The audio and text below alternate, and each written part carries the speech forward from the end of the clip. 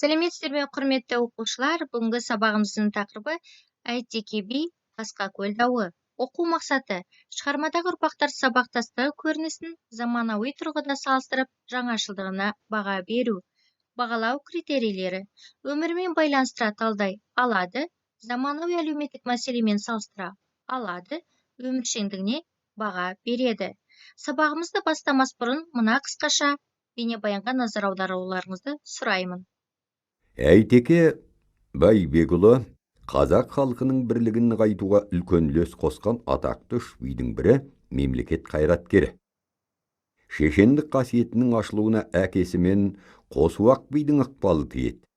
7 жасынан бастап Әйтеке Жалаңтөс батыр мен атасы Ақша ханның тәрбиесінде болады. Ол алғаш Ұлықбек медресесінде, кейін Жалаңтөс салдырған әйгілі Самарқанд медресесінде білім алады. Нәтижесінде дін, құқық, аспан әлемі, тарих, математика пәндерін, араб, парсы, шағатай, өзбек тілдерін меңгеріп шыққан. Медресені тәмамдаған Әйтеке туған ауылына оралып, әкесімен ел басқару істеріне араласа бастайды. 21 жасында Бұқара мен Самарқан төңірегіндегі қазақ, өзбек, қарақалпақтардың түбі биі болады. Ал 25 жасында кіші жүз ру тайпалары оны бас би етіп сайлайды. Жақсы оқушылар, бейнебаянды тамашалап болдыңыздар. Енді миға шабуыл әдісі арқылы сұрақтарға жауап береміз. Бірінші, Әйтеке би туралы не білдіңдер? Екінші, шешендік қасиетінің ашылуына кімдер әсер етті? Үшінші, алғаш рет қандай медреседе оқыған? Төртінші, қандай игі істермен ел есінде қалған? Бесінші, қасқа көл дауының туындау себебі неде деп ойлайсыздар? Шығармамен таныспас бұрын өз ойларыңызды ортаға салсаңыздар. Жақсы, енді шығармамен таныс болайық. Қасқа көл дауы. Төле би, Әйтеке би, орта жүздегі Орманбет би үшеуі Қасқа көл деген көлге таласып қалады. Төле мен Әйтеке жастары шамалас, ал Орманбеттің жасы кіші екен. Содан екі қария бірігіп сәлем жолдайды. Орманбет оларға хатпен жауап қайырады. Халық жиналып бәрі ақылдасады да ақырында үй тігіп сөйлесуге келіседі. Сөйтіп, екі жақ бірігіп 20 үй тігеді. Орманбет келіп, Төле мен Әйтекеге сәлем береді. Сонда Төле: «Ай Орманбет, мен әлі тірімін, өлгем жоқ. Бұдан бұрын неше сәлем айтсам да келген жоқсың. Ер кетер, жер жетер Орманбет. Ешкімге опа қылмас дүние боп. Ей Орманбет, сен бізден кіші боласың. Біз барып қайттық, сен ілгері барасың.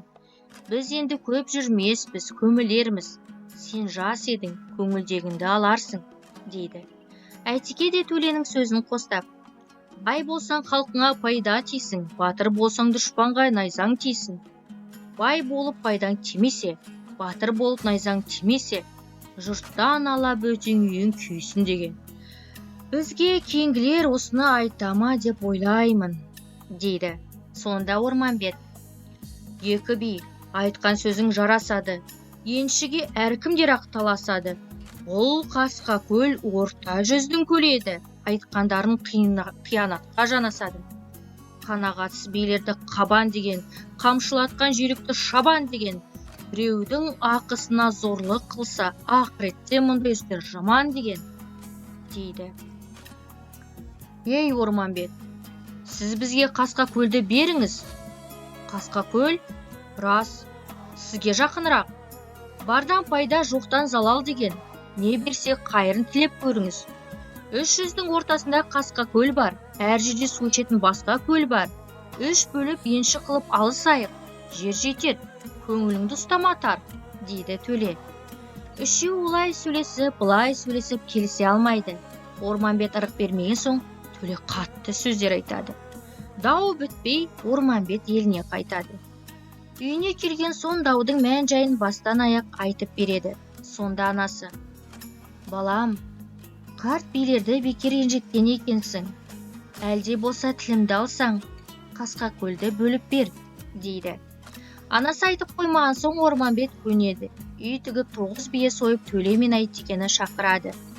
Билер келіп мәжіліс құрып отырғанда Төле би: әйел жақсы болса білім иесі батыр туады, жаман болса ер бөксе болса да ел туады. Әйел жақсы болса ердің басшысы емес пе? Бұрынғылар осылай демес пе? Қасқа көлді алам деп келіп едім, Орманбет бермеген соң өліп едім. 70 жасқа келгенде сөзім жерде қалып, мәңгіге тірілмейтін өлік едім. Жеңгей, мені тірілттіңіз, енді балаңызға бата берейік, дейді. Осылайша көлді ынтымақпен бөлісіп, ел риза болып тарқапты. Сонымен балалар, сұрақ-жауап әдісі арқылы мына берген сұрақтарға жауап береміз. Бірінші, Қасқакөл дауы қандай дау? Екінші, Қасқакөл дауының туындау себебі қандай? Үшінші, Орманбеттің билер шешіміне көнбеу себебі неде? Төртінші, Қасқакөл дауы қандай шешіммен аяқталады? Бесінші, Әйтекенің төрелігі қай сөздерде түйінделген? Алтыншы, Орманбеттің орнында болсаңыз, өзіңіз не істер едіңіз? Жақсы. Екінші тапсырма.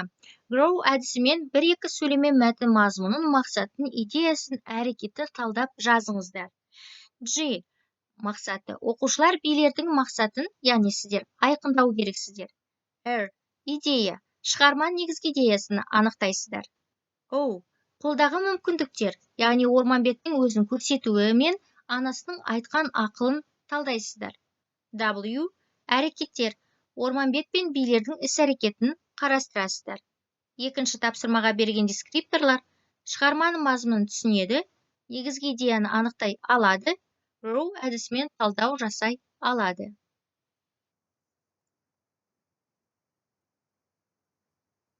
Жақсы. Үшінші тапсырма. Шығармада көтерген мәселелерді бүгінгі күнмен байланыстырып, жаңашылдығына өз көзқарастарыңызды білдіресіздер. Бірінші бағанды әлеуметтік мәселе, екінші бүгінгі қоғамдағы көрінісі, үшіншісінде жаңашылдығына өз ойларыңызды жазасыздар. Үшінші тапсырмаға берген дескрипторлар әдеби шығармада көтерілген әлеуметтік қоғамдық мәселені анықтайды, мәселені бүгінгі күнмен байланыстырады, жаңашылдығына көзқарасын білдіреді. Жақсы оқушылар, енді сабағымызды ойды аяқты әдісі арқылы қорытындылаймыз. Бүгін мен нені білдім? Мен не үйрендім? Неден қиындықтар туындады? Қолымнан не келді? Сонымен үйге тапсырма. Қасқакөл дауы шешендік сөзінің идеясын қазіргі кезде жер мәселесімен байланыстыра отырып, жер тағдыры, ел тағдыры тақырыбына ой толғау жазып келесіздер. Осымен сабағымыз аяқталды. Қош сау болыңыздар.